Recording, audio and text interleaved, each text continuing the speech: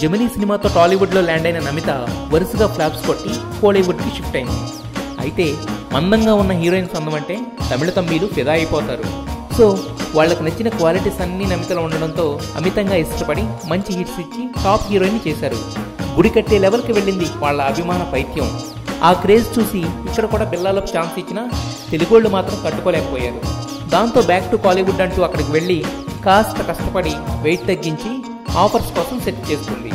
అలా ఓ రోజు కారులో వెళుతున్న ఈ పాపకి ఓ ఆటో డ్రైవర్ కనిపించడంతో వెంటనే తన కారు ఆపి వెళ్ళి ఆ ఆటో డ్రైవర్తో సెల్ఫీలు దిగింది.